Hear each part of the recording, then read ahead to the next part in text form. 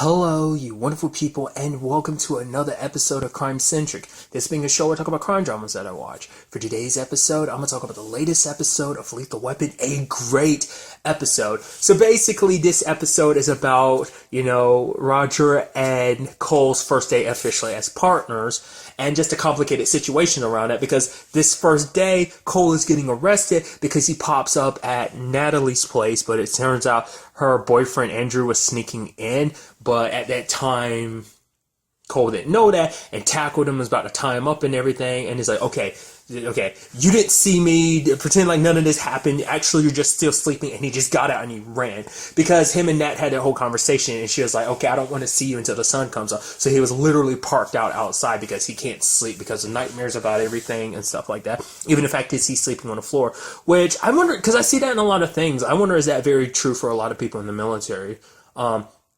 That they don't sleep in their beds because it just doesn't feel right.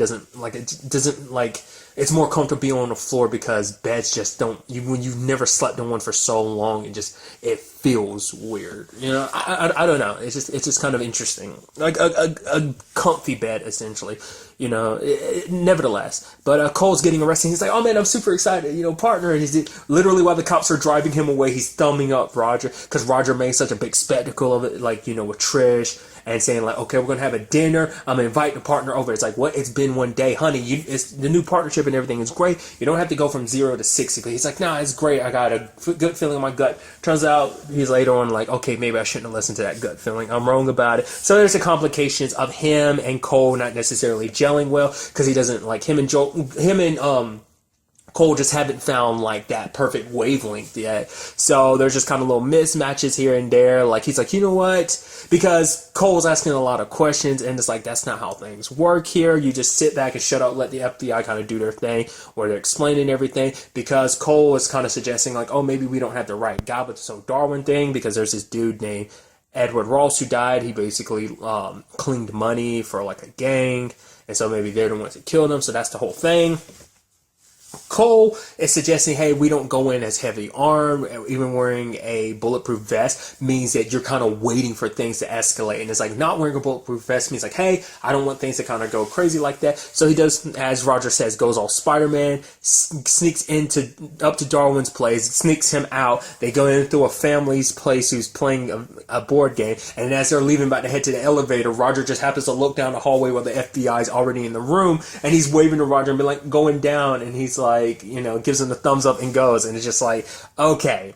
Like, I just love everything about it. I also love that Roger went to Avery, which I'm assuming we are going to be seeing a lot more Avery, because Avery's whole campaign kind of went up kablooey last episode because of the train exploding and everything, so all that kind of blew up in his face, and he kind of blames Roger a little bit. I really like that just being a thing. I was like, oh, I guess maybe we'll see Avery once in a while. Oh, he'll be in a powerful position. It's like, oh no, that's all kind of been snatched away. So kind of love how they kind of built that up last season, and then I just kind of snatched away from him this season. I thought that was pretty neat. But I'm always happy to have Avery around more. I love Avery. Then there's the whole situation with, the fact is that Roger wants Cole to open up, but Cole doesn't open up. He knows a little bit here and there about Cole, the CIA and stuff like that, but doesn't really know too much about him. And it's just kind of like, okay, he gets Cahill to check into him, but then Cahill's trying to talk to him, and he's like, oh, I'm sorry, I'm flattered, and she's like, no, it's not like that. He's like, I'm just in this weird situation where I just found out my ex is dating again, but he's like, if the situation were different, like, it would be, and she's like, okay, you know what, never mind, just forget it, and as she's walking away, he's smiling, so I still can't 100% tell whether or not, because she even says it later on, she doesn't know whether he's narcissistic or whether that was like a defense mechanism. I think it was a defense mechanism because he had an inkling. He knew exactly who she was, and it's like, you're going to talk to me about stuff. Like, I'm not really big into opening up, so we're just going to kind of ignore all of that. So I thought that was kind of interesting. Obviously, he got different results. Like, he kind of went, because he's kind of like goes about things his own way, even though him and Roger are supposed to be partners. And the fact of the matter is, he's on the and Roger's like, oh, we gotta dance. It's like, I feel like you're moonwalking. It feels like you're coming closer to me. In actuality, you're kind of like dancing away. And he's like, oh, and that's how I dance. And he moonwalks, and it like moonwalks away after like getting the name from Darwin. And then Roger's like, did he just moonwalk on me? I'm like, I was like, they fired, like, cause like, it was one thing in the premiere, but I feel like this episode is the real episode of like really getting the kinks out of their relationship, because that's what he wanted Cahill to talk to Cole for, because it's like, oh, I want you to talk to him so I don't have to worry about, kind of going through all the rough edges like I did with Riggs. It's like, hey, we test it out, we get all the kinks out of the way before we leave the parking lot. I mean, leave the lot. It's kind of like, he was making a car analogy. So, but I thought that was kind of nice. But then things kind of didn't go down the right way. I love that whole quote unquote torture scene, because it's like, cops don't really torture. And he's like, cops aren't supposed to torture. And, Cole is telling him, oh yeah, that's actually more of a suggestion. And I was like, is he really about to torture these dudes? I'm like, oh dude, this is rough. This is crazy. And then he's like, it starts off a little cold, and then it heats up. I'm like, oh man, he's so sadistic. And he pulls out the popsicle. I'm like, no, he's not about to. And he's literally putting it to the dude's neck and is making him think like the cold comes first. And then he's like, ah. And then he's like, and then the guy later on, Luke, is like, really, a popsicle, bro? And he's like, yeah. He's like, I learned that from a comic. I was like, that's so good. I thought that was kind of, I like that, because I was about to say, like, it didn't seem like Cole was really all for that, because he's reluctant to use his gun unless it's necessary. And as we saw how he handled the Darwin situation too, it's like he has his own way of handling things. But that, and there was also that conversation he had when like the FBI agent saved him, because it's like, yeah, you don't kill someone to save my life. It isn't zero sum. Kind of basically saying like, it doesn't make it better. It doesn't make it equivalent. Like maybe like knock him out or something like that, but don't kill him just to. I think at the same time, it's just because of all that he was going through at that time. Like it's just, he just, I don't know. It's kind of hard to say like what he kind of really meant. Like he's kind of in that mode where he's just, he was just dealing with a lot. He wasn't really talking to anyone. And so, but I like that conversation he had with Avery. And he even was like, oh, no. Murtaugh's actually been great. It's me, when you've worked alone for so long, which even from what we saw, like, yeah, he might have been a team, but he was kind of like a solo artist when it came to like how, which is weird that I used the term solo artist like that, but he was kind of on his own when it came to that whole situation. So for him working with someone, kind of opening up to someone, isn't really an easy thing for him. But, Avery goes, but yeah, Murtaugh's kind of a weirdo. It's like, oh yeah, he expects like, like he's like, isn't that Cole thing kind of like unhealthy? And then Avery's like, oh yeah, like what Murtaugh would want for you to be the partner he would want for you would be super unhealthy. He says, I know, as being his ex-partner. And the fact of the matter is, like, he wants open communication. He wants, he has an open door policy type of situation. And it's like, it is maddening and it doesn't work for everyone. But he's like, it is kind of something you will appreciate no matter what the circumstances are, So Cole Roger's dealing with his whole situation. And I love how they handled the Murtaughs in this episode too, in that regard. Obviously, he's snapping at the kids a little bit, but RJ's kind of taking advantage of it. It's like, honestly, he's telling Rihanna, it's like, we might as well take advantage of the situation, because he's kind of going like, this is like an eclipse or once in a blue moon type of situation. So, because he set up the dinner and everything, but he kind of canceled it without really telling the family.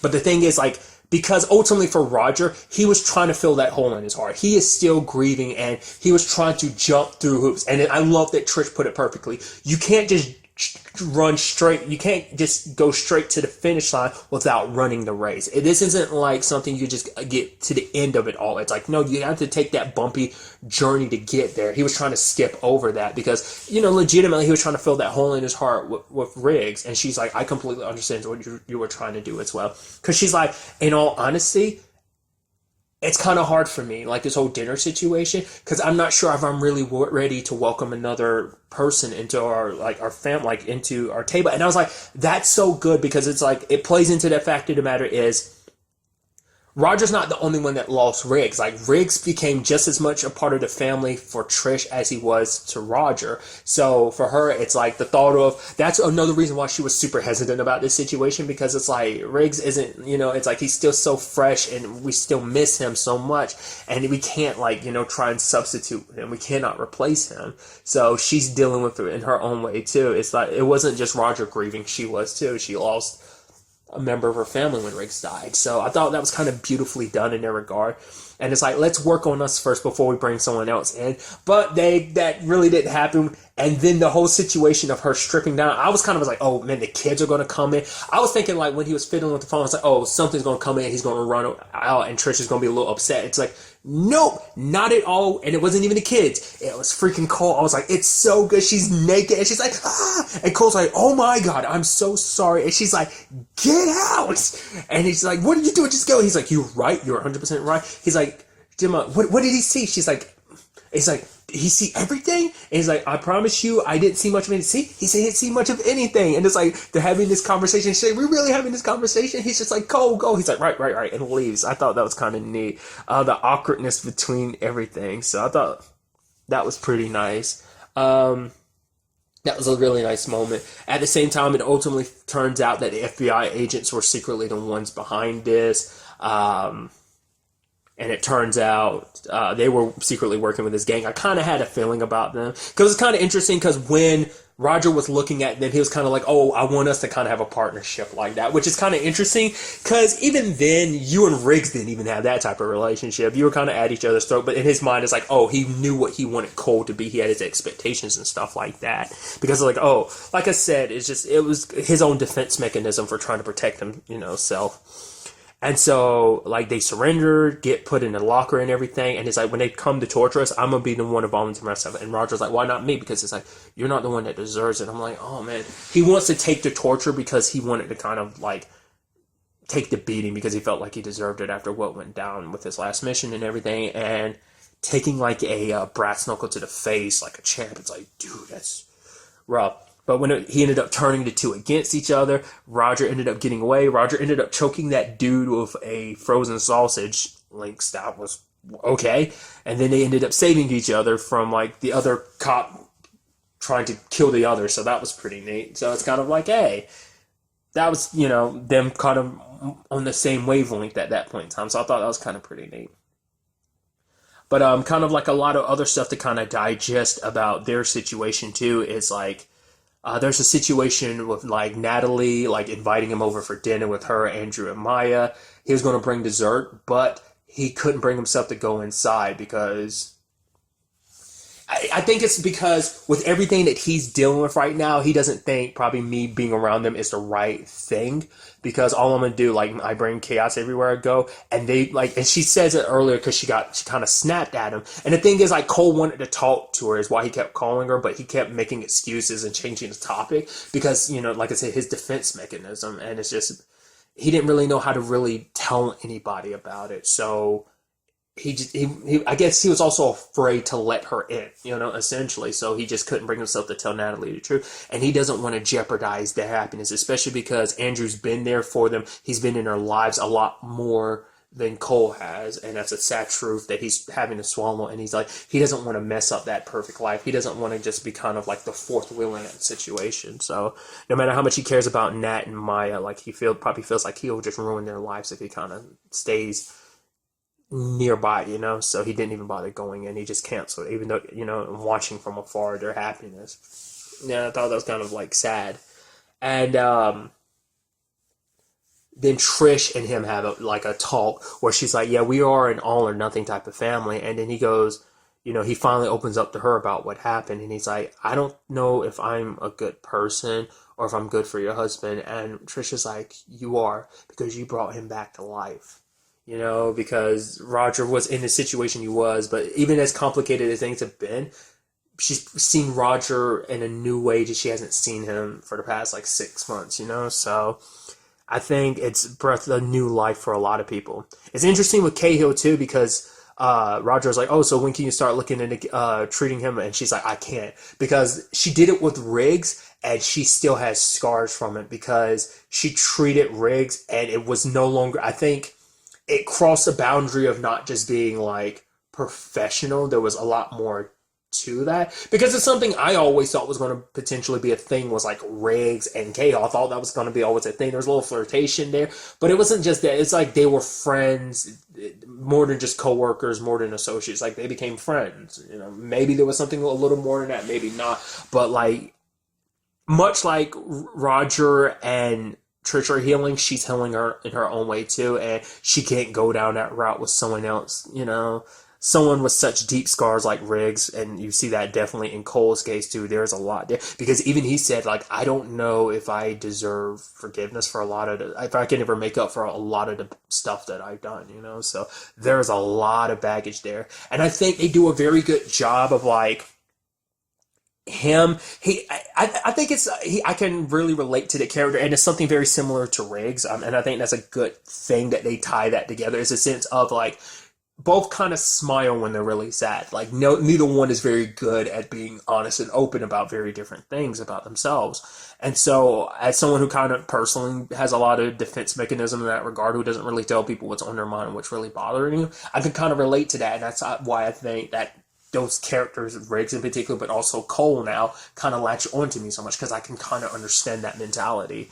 So I think that's like, I'm loving what they are doing, you know, like I said, like, I could already feel it in the first episode, but I definitely feel it even more in this episode. I'm very excited to see this partnership grow and see them together. I think Sean William Scott is doing an amazing job as Cole. That's just my opinion, So I'm very excited to see what the next episode has in store for all of this going forward.